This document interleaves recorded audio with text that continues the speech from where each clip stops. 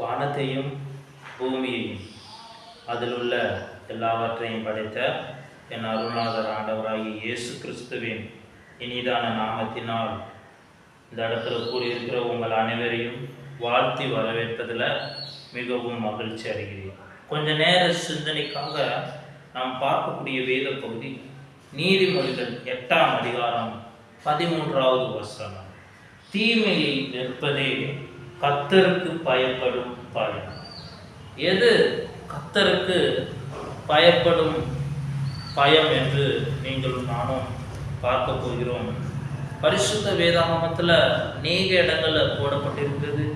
கர்த்தருக்கு பயப்படுவதனால் நாம் எப்படி இருப்போம் என்றும் நமக்கு என்ன பிரதிபலன் கிடைக்கும் என்பதையும் நீங்களும் நானும் பார்த்திருக்கிறோம். கர்த்தருக்கு பயப்படும் பொழுது அது ஞானத்தின் ஆரம்பமாக இருக்கும். கர்த்தருக்கு பயப்படுவர்களை தேவன் ஆசீர்வதிக்கிறார். கர்த்தருக்கு பயந்து பொல்லாத வழிகளை விட்டு அவர்கள் வழிகளில் நடக்கிறவர்கள் யார்களோ அவர்கள் பாக்கியவான்கள் என்று பரிசுத்த வேதாகமத்தில் போடப்பட்டிருக்கிறது.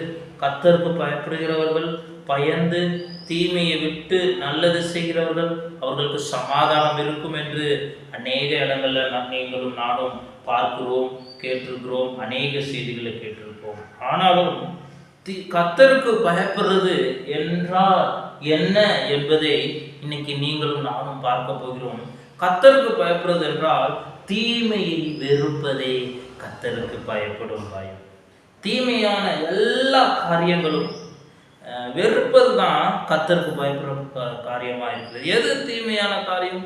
பரிசுத்த வேதாகமத்துல ஆண்டவராகிய இயேசு கிறிஸ்து உனக்கு எது செய்யாதன்னு சொல்லியிருக்கிறாரோ அது எல்லாமே தீமையான காரியம்தான். அப்படிப்பட்ட தீமையான காரியங்களை நீ வெறுத்து ஒதுக்கணும். பாவத்தை மறைக்கிறவன் வாழ்வடைய மாட்டான். அதை அறிக்கை செய்து விட்டு விடுகிறவன் தான் இரக்கம் வருவான். ஆமென். அறிக்கை செய்து அவருக்கு பயந்து நீ அவைகளை விட்டு ஒதுங்கி வரும்பொழுதுதான் நீ இரக்கம் வருவாய். அதனால கர்த்தருக்கு பயப்படுற பயம் என்றால் முதலில் நீ வெறுக்கணும். என்ன வெறுக்கணும் என்றால் தீமையான காரியங்களை வெறுக்க வேண்டும். வெறுத்து நன்மையானவைகளை செய்ய வேண்டும். ஏன் தீமையான காரியங்களை வெறுக்க வேண்டும் என்றால் செம்மையானவர்களின் வழிதான், செம்மையானவர்களின் கிரியைதான், நீதிமான்களின் மேல்தான் தேவன் பெரிய வைப்பார்.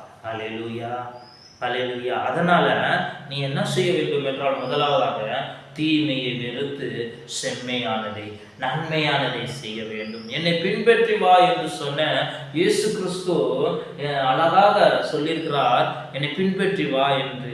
அவரை பின்பற்றி வர வேண்டும்.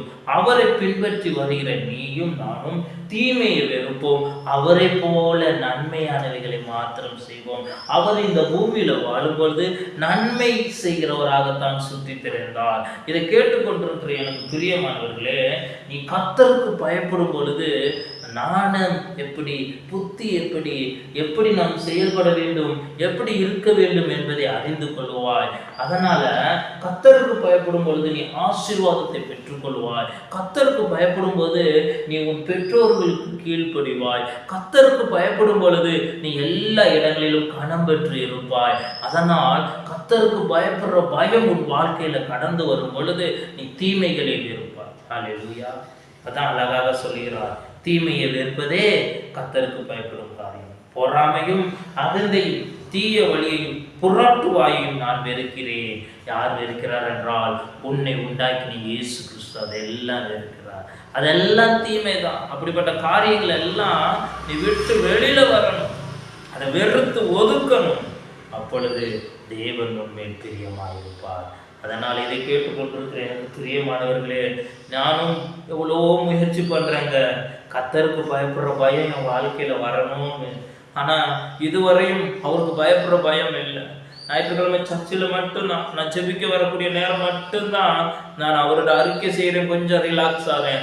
நான் வெளில போனோன்னே அவருக்கு பயப்படுற பயம் இல்லாமல் எல்லாத்தையுமே என் வாழ்க்கையில் செய்து விடுகிறேனே என்று சொல்லி நீ வேதனையில் காணப்படலாம், அல்லது யோசித்து கொண்டும் அதனால் கவலைப்பட்டு கொண்டு இருக்கலாம். பரிசுத்த ஆவியானவர் உனக்குள்ள வரும்போது கர்த்தருக்கு பயப்படுற பயம் உண்டாகும். ஏனென்றால் அவர் பாவத்தை குறித்தும் நீதியை குறித்தும் கண்டித்து உணர்த்துகிறார். இன்னொரு பகுதியில் கர்த்தருக்கு பயப்படுற பயத்தின் ஆவியை அருளுவார். அல்லேலூயா. நீ அவர்கிட்ட கேளு, ஆண்டவரே உமக்கு பயப்படுற பயம் எனக்கு உண்டாகும், உமக்கு பயப்படுற பயம் என் வாழ்க்கையில கொடுங்கப்பா என்று கேளு, நிச்சயம் தருவார். நீ அவருக்கு பயப்படும் பொழுது மற்ற எந்த மனிதர்களுக்கும் நீ பயப்பட வேண்டாம். மனிதர்கள் உன்னை கண்டு பயப்படுவார்கள். எவ்வளவு பெரிய ஆளாக இருந்தாலும் அவர்கள் உன்னை கண்டு பயப்படுவார்கள். எப்பொழுதென்றால் நீ கர்த்தருக்கு பயந்து தீமையை வெறுக்கும் பொழுது.